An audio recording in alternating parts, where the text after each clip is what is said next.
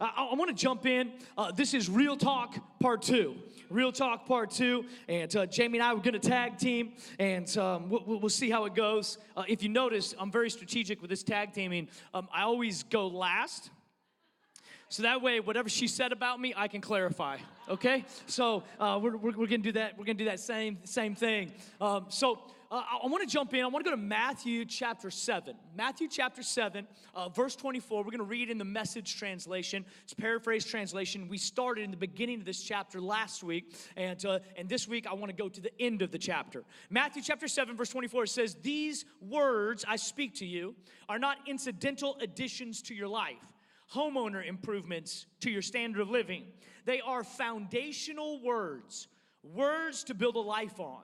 If you work these words into your life, you are like a smart carpenter who built his house on solid rock. Rain poured down, the river flooded, a tornado hit, but nothing moved that house. It was fixed to the rock.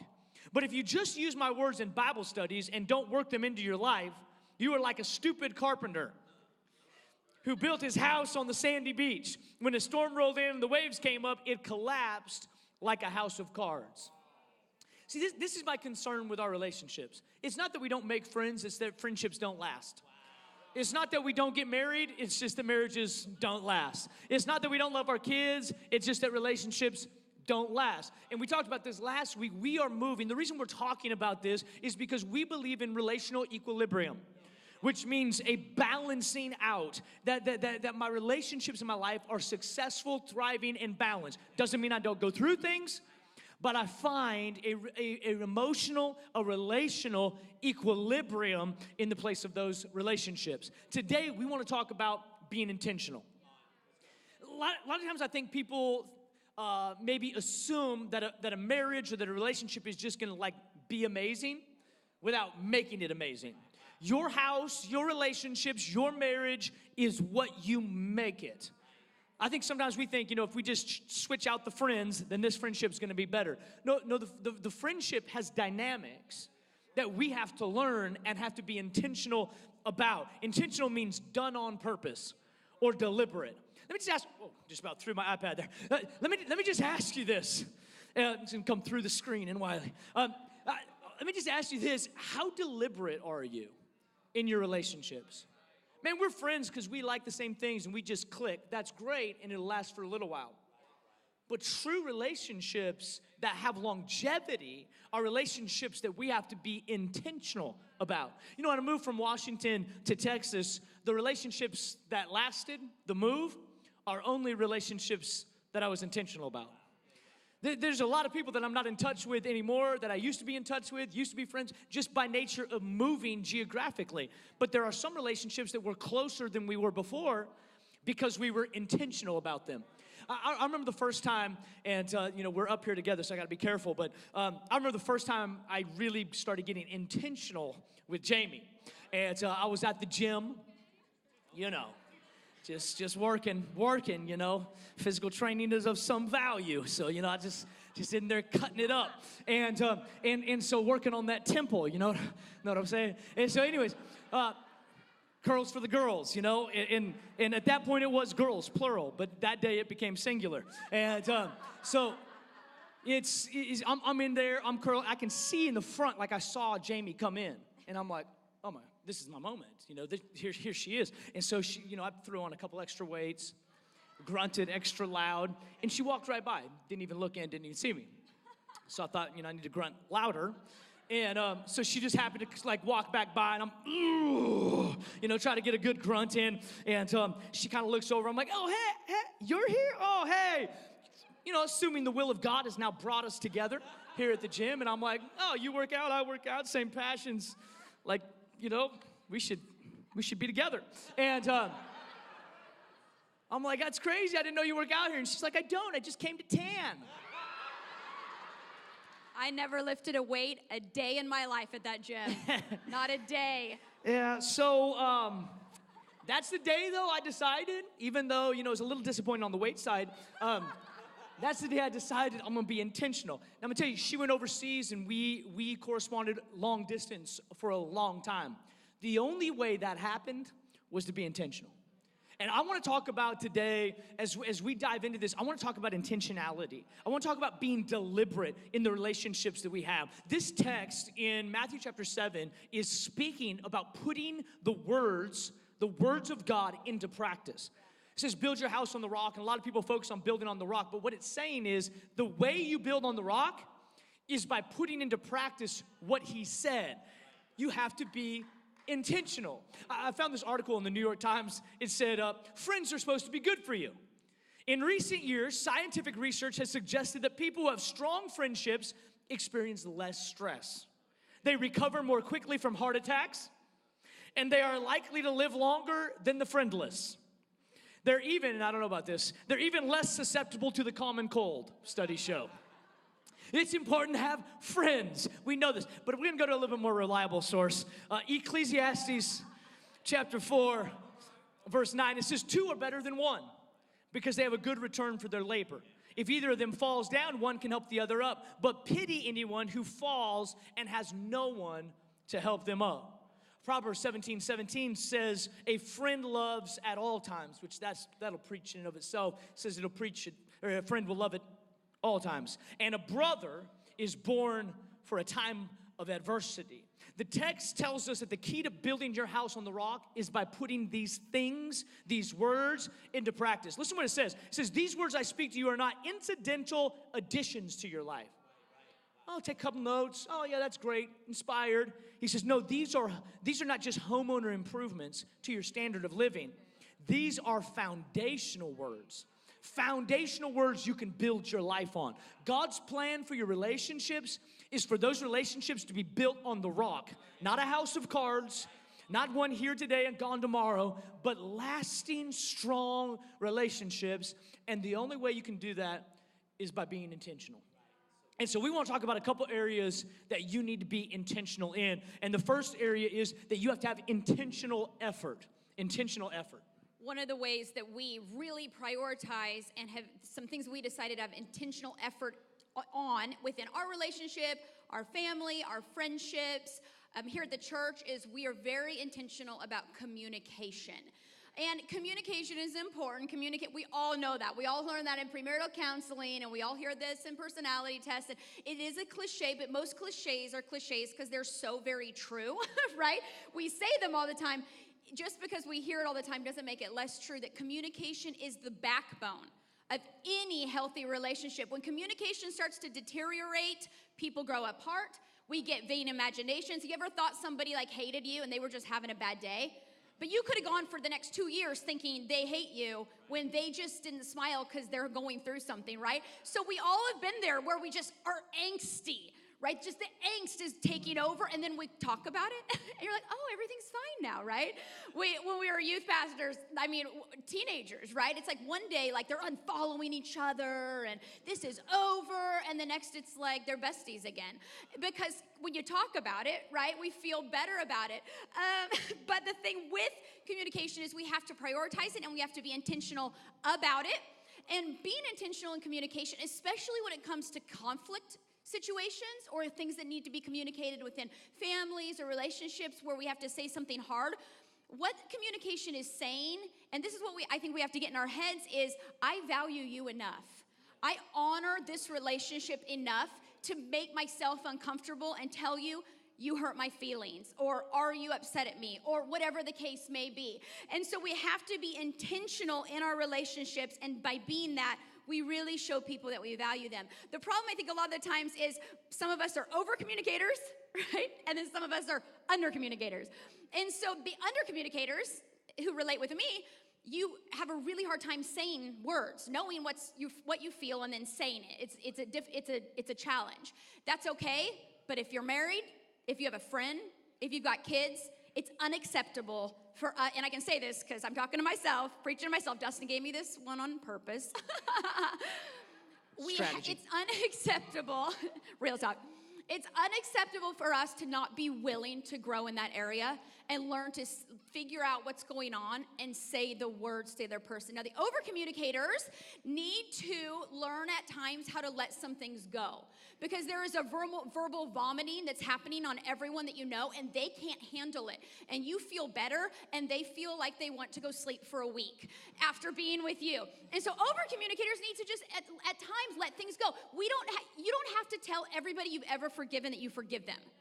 Can we stop telling people that we're forgiving them and just forgiving them, right? Like, we don't have to verbalize every single thing we're feeling, but we do need to know and we have to strategize and be smart about the moments that we do need to verbalize. Dustin's highly communicative, as I'm sure you know. And so a while ago, we had a really nice toy, and my children and I all of us left it outside in our yard. I like to bring them into the blame because I don't want to take it on myself. And so we left it out in the yard, and it rained, and the toy got ruined. Really nice toy. Dusty comes home, and he's like, oh, man, this is why we can't have nice things. Said like every dad ever. And this is why we can't have nice things. Like, I really need you guys to do a better job of, like, taking care of our things. And I'm just like, oh, I'm so sorry that I fail. I am so sorry that I am trying to have fun with my children and go in and feed them and then give them baths and then go and study for intern class tomorrow. I am so sorry that, and this is what he said. He's like, but I really have let a lot go this week. Over-communicators need to learn to pick your battles, right? When do you let go? He doesn't complain about one blind being up and one blind being down, right? He just goes and fixes them himself now. But when we're ruining $100 toys, it's time to say something. And so we have to learn these things. Here's some practicals for us on just how to be better in communication. Number one is when you go into a talk with somebody, assume the best about them. And assume that they love you. If you've been through anything together, most likely at their core, they love you. And they want to see this relationship work. So go in thinking the best about them and assuming that they're thinking the best about you. The second thing, we have to learn to speak each other's languages. We all speak different languages. And I had to have a lot of long-term missionary friends, and there is not one that has moved to Cambodia, Thailand, Korea, Venezuela, not one that didn't learn the language. But yet we can get married and be like, I'm just going to do me, right? And it doesn't work because we're speaking different languages, so we have to learn how to talk to each other. A while ago, actually for years, when Dustin and I would get in an argument, I would say, I know what you're thinking. This would be my phrase, right? I know what you're thinking. I'm horrible. I know what you're thinking. You wish you had married somebody else. Don't pretend like you haven't done it, right, ladies? We've all done this. And so I'm like, I know what you're thinking. And after a while, he was like, when you say, I know what you're thinking, I cannot even hear anything after that. He was like, because you're telling me what I'm thinking, and then I can't hear you because I'm so frustrated that you think you're reading my mind when I'm not thinking any of those things. And so I had to learn to stop saying that so that he could hear me and listen. The third thing is we have to learn to listen to understand. We listen to defend, right? You've been there, like somebody's talking, they're like, it kind of hurt me when you bailed the other day, and you're thinking like, oh, if they only knew why I bailed it, I can defend myself here, and that wasn't my heart. Just because I have hurt so many people unintentionally. Like, that is a part of life. Just because you hurt somebody does not mean that you're a bad person, right? There doesn't need to be this like weight of like shame and guilt on us just because we hurt somebody. But if we always fail to just be wrong and listen to where they're coming from and just give an honest, sincere apology, like there's no health there. We can't have thriving, healthy relationships without that. Conflict isn't bad.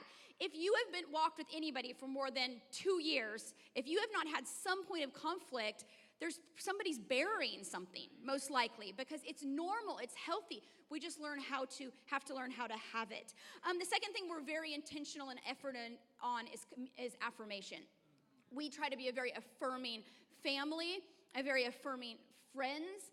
We like an affirming culture here at the church because a lot of us, we think things that we never say. And we think just because we're thinking it's okay. For all you bros out there, not to stereotype, this can be a female thing as well. It is for me at times. But some of you adore your wives. You're so proud of your kids. And you think you have the best team at work ever. But if we never say it, They don't know. And our default as humans is toward, I'm not enough, right? I'm not valuable. Nobody sees me. That's our default. And so we have to be people who say the things that we feel and think about people intentionally. That builds healthy relationships. The last thing in intentional effort is loyalty. Loyalty is a lost virtue.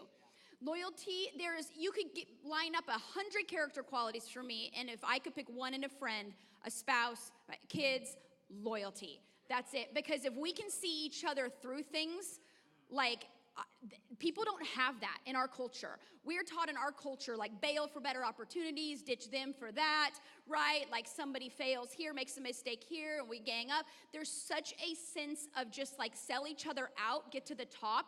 But in God's world and God's kingdom, there needs to be a loyalty, a commitment to redeeming the lost art of loyalty and having each other's backs. Loyalty is proven in adversity. Dee said the verse earlier, a friend loves at all times, and a brother is born for times of adversity. Who can you depend on in a battle, and can you be depended on in a battle? And can you be depended on in a battle when it's with that person? Because anybody can stand up here and be like, I got your back, but what if I hurt them? Can they come to me? Can we work this out? Or do they have to go to the small group, right? And be like, can we pray for Jamie? She seems to be really brash, right? Like, this is what we do. And so we have to be people of loyalty, thinking the best about each other, standing with each other, saying the best about each other. Gossip is when you're talking to people that can't solve the problem. There's nothing wrong with seeking wisdom and help, but if you're just talking it up, talking smack to people that have no power to control the situation, you're just adding more burdens to the problem. But it goes beyond that, and it's also not just a matter of saying it, but it's a matter of hearing it and listening to it. There are certain people that the critics and the judgers and the naysayers will always find, right? And then they'll come and be like, so-and-so is saying this, and so-and-so is saying this, or a few people have a problem with the seating arrangement, and we're like, you have a problem with the seating arrangement. We saw you sneak in at 9 last night and put his purse on the chair. No, I was just joking. That's never happened. But there can be such a sense of, like, just taking on other people's, like, junk. I saw somebody the other day, one of my friends said, I'm not so concerned about what people are saying about me, just Randy's. She's like, what I'm concerned about is why they feel so comfortable saying it to you. Somebody who said, I'm going to be in the battle with you. I'm in the thick of this with you. I've got your back. Why are people so comfortable with that? And so I just want to challenge us to become people who are loyal. Again, it doesn't mean no conflict and be like, oh, you're perfect, you're wonderful. Flattery isn't friendship, right? But it's a commitment to seeing things through with people. I have been through hell and high water with some people. Some people in this room, like hell or high water. And it's been years of trusting and testing, and I know who's with me, right? Some of you are with me, and I know that because you're just loyal, and it's been proven.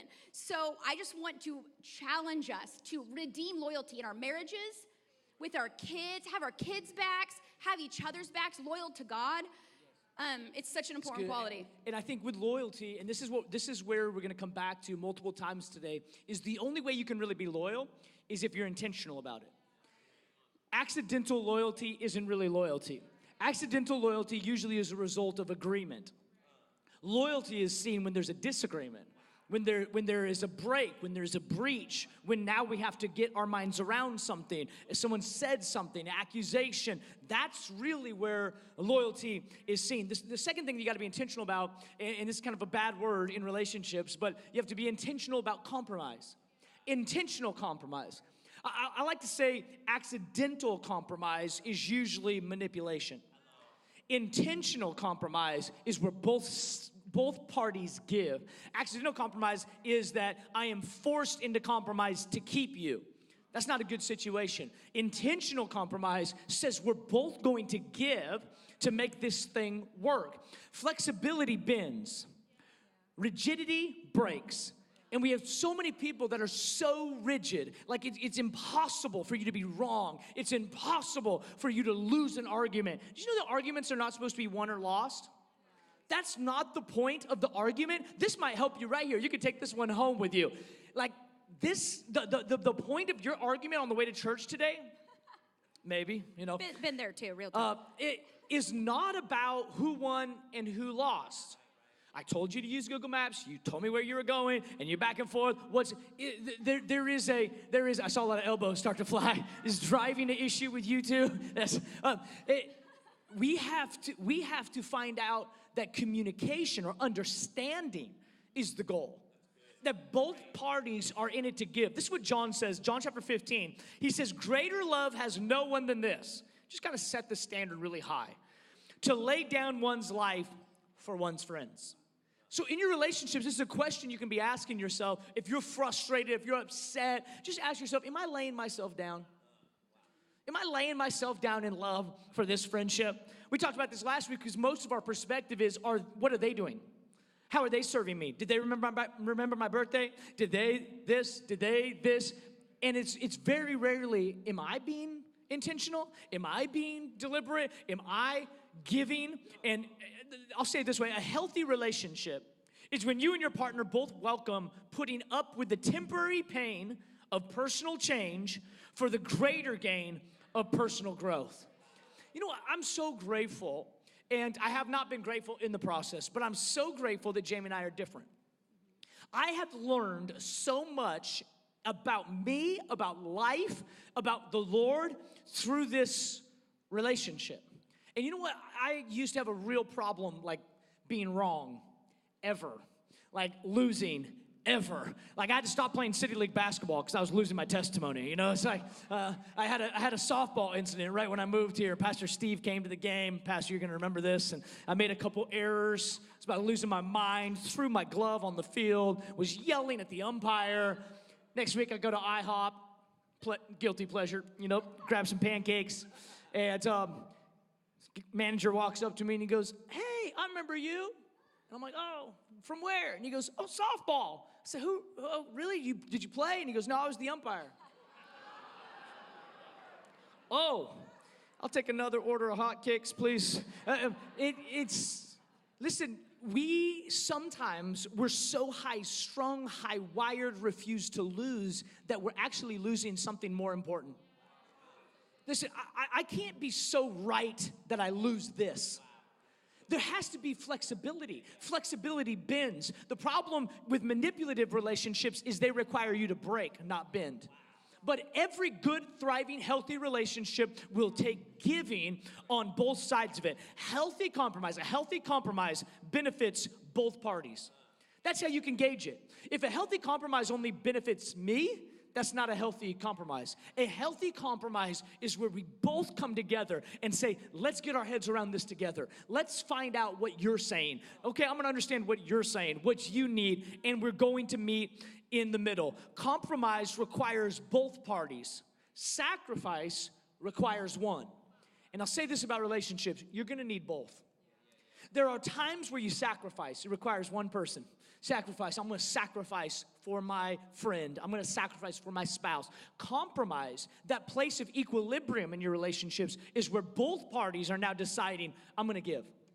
I'm going to give. I really want to understand what you're saying.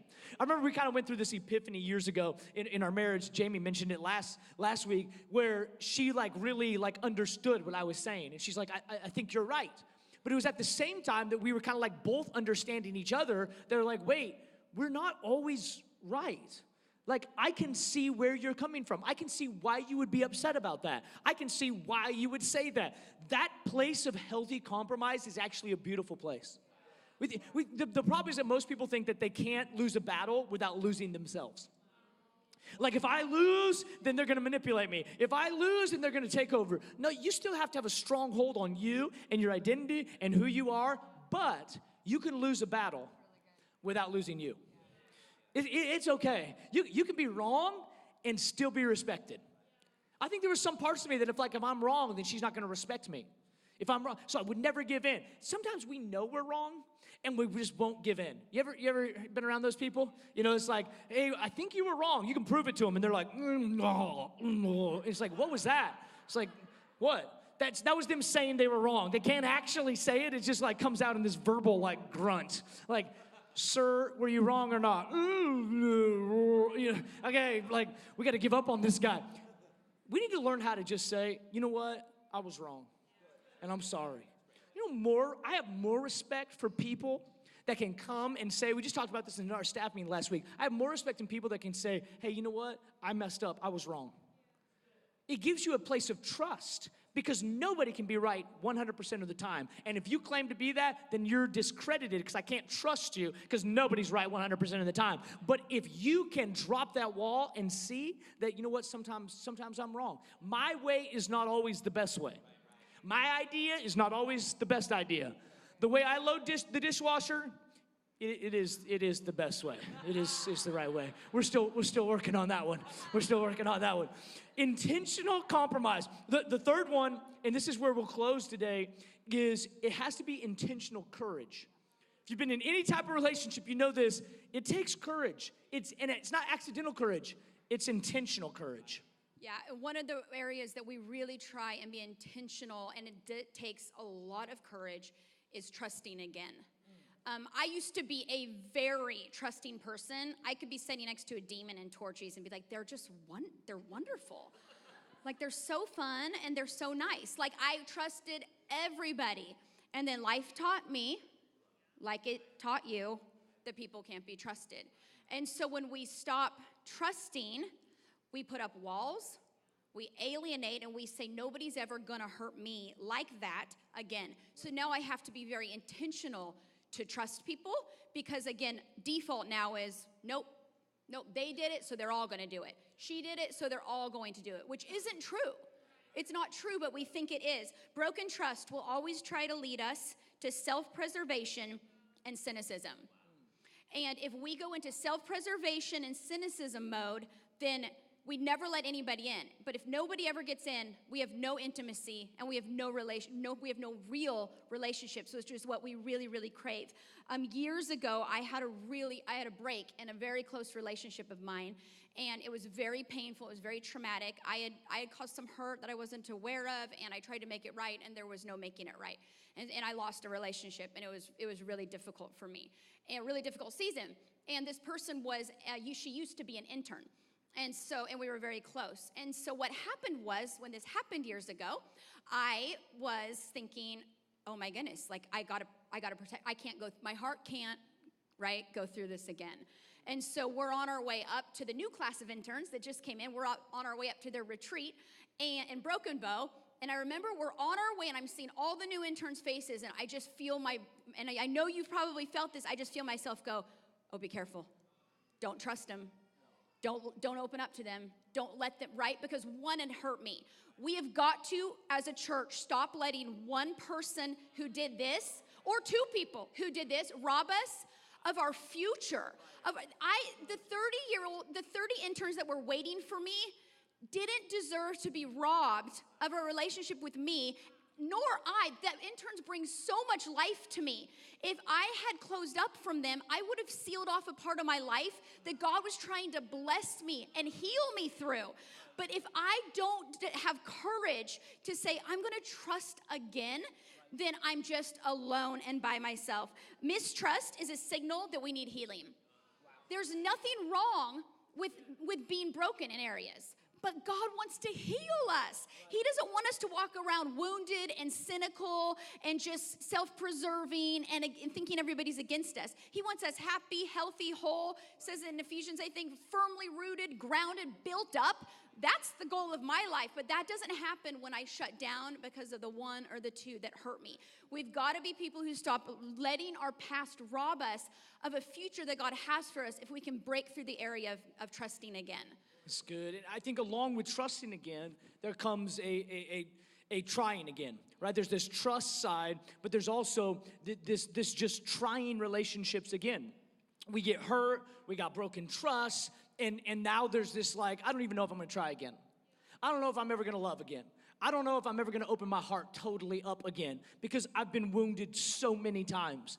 We were at Pinstack the other day and had our nephew there and the boys, and they were playing, and they have this like, the giant like claw game, comes down and grabs the toy, and you can spend a lot of money there really fast. failing over and over. Well, this one kid, he got like the prize. You know, he got the big bouncy ball, and he won it. All the kids saw it. They line up because now it's possible.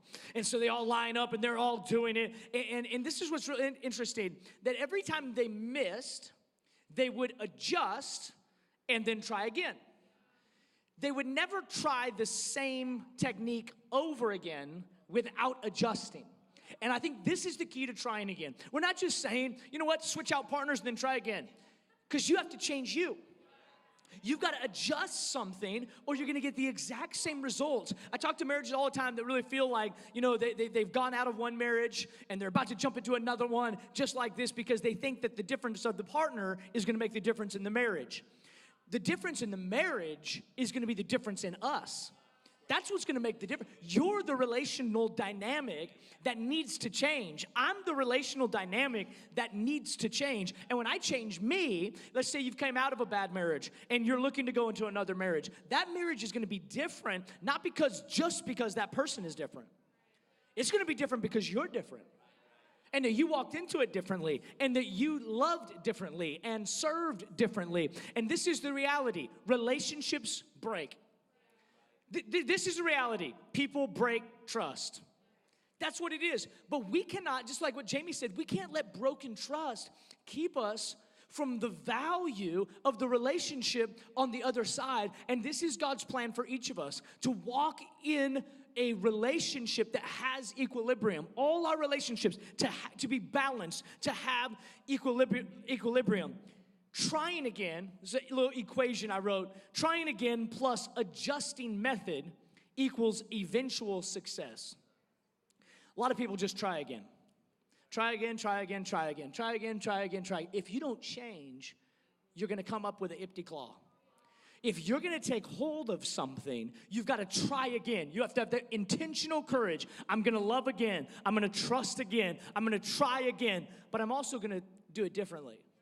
I'm going to try to be communicative. I'm going to try to be affirming. I'm going to try to put faith as a top priority. I'm going to focus on the Lord. I'm going to be in community. I'm going to try a group. I'm going to be intentional. All of these things, I'm going to adjust my life and adjust my living, and then I'm going to try again. It's good. The last one, intentional courage, is vulnerability. And vulnerability is so hard because it's almost like giving another person a gun, right? And being like, maybe. Like, it's so exposing. It's so scary. What's interesting, though, is that we crave at our core intimacy. We were made for intimacy. That's what we had in the very, very beginning. And sin broke that down. And so now we walk in fear, and then fear leads us to not trusting. And then when we don't trust, we never expose ourselves to anybody. But if we never expose ourselves to anybody, we'll never really be known. And people who hide can never really feel loved. So the thing that we crave, we're keeping from ourselves, the feeling of being loved for who we are and intimacy, because we never really show who we are. And so we think that, and we know deep down that they love the face I put on. And we know it's not real. So therefore, I never feel loved at my core. The vulnerability is the courage to be imperfect with somebody. That doesn't mean that you just go telling everybody all your biz. Absolutely not, right?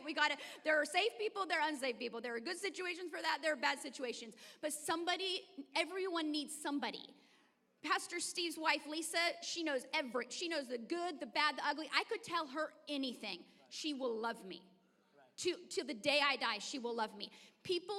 Everybody needs somebody that you can be who you are with. Expose insecurity, sadness, sin, mistakes, anxieties, and have somebody there that's going to walk with you. I was at lunch with a friend a few weeks ago, and I was just going through something, and so I'm crying over, fish, and I'm just like, it's just rough. Like, I feel pulled in every direction.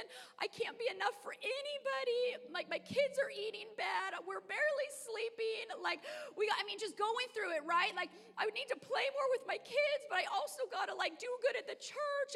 And on top of it all, the boys like Dustin more than me. And I'm just sobbing, right? And I'm just putting it all out there for my friend. And I'm just like, they worship the ground he walks on when he comes in. And I walk in the room, and they're like, where's your iPad? And so my son is, hi. And so he heard the word iPad. Did you see that? Ding. But it was interesting because even though I trust this person and love her, and we've been 5-6 years together now, it was still kind of, like I'm really being messy right now. And she looked at me, she cried with me, and she's like, you're doing great. I feel like that every day. You're gonna make it. Your kids, one day they're gonna love you more. And that's all I needed. I didn't need like 3 hours of intercessory prayer.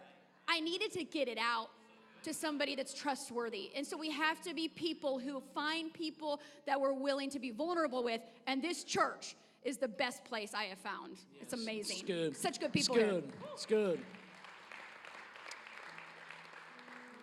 I want to close today with kind of just this picture of the old arcade claw machine. And I just want you to think about your relationships and think about maybe your marriages or your kids or whatever relationship kind of comes to mind as we think about this.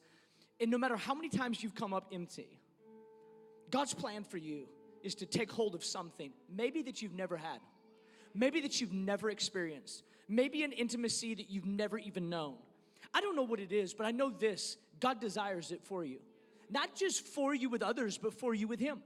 It's this two-way street. We talked about this last week. The cross is both vertical and horizontal. Vertical is relationship, up and down. Horizontal is with others, with people. Jesus died for both, that we could have a relationship with Him and that we can make it right with one another.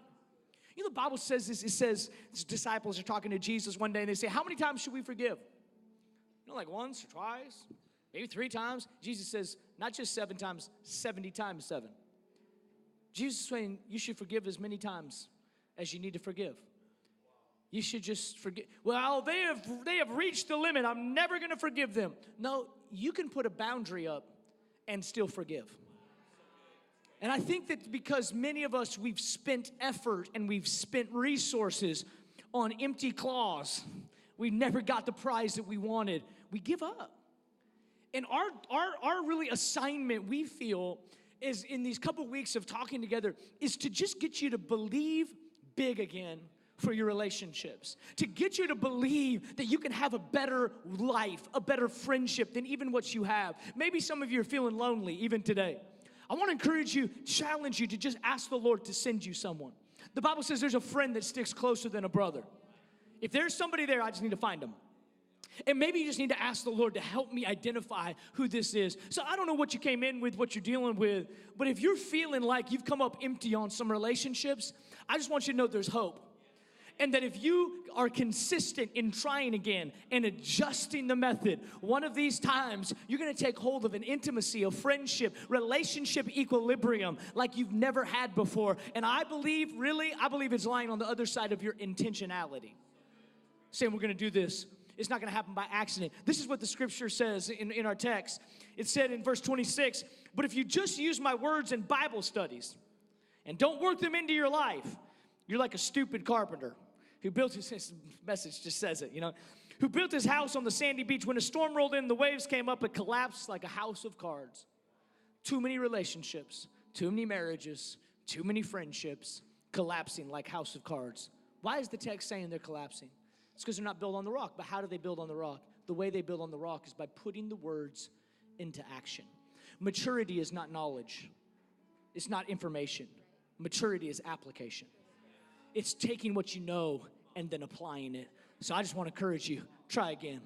Send the claw down again. Adjust the method and try again. Trust again. Reach out again. And I believe that God's going to give you the friends, the relationships, the community that you need. People, this message is practical. People say, well, I'd rather have something a little more theological. I'm just going to tell you this. There is, according to your Bible, there is nothing more theological than what we're talking about today. Love God and love each other is the foundation of the entire Bible. It's more theological than anything else we could touch on today, and it is important. We need it. It's how we're going to make a difference in our world. It's how we're going to make a difference in future generations. It's by relationship. Even if you've missed a couple times, try again.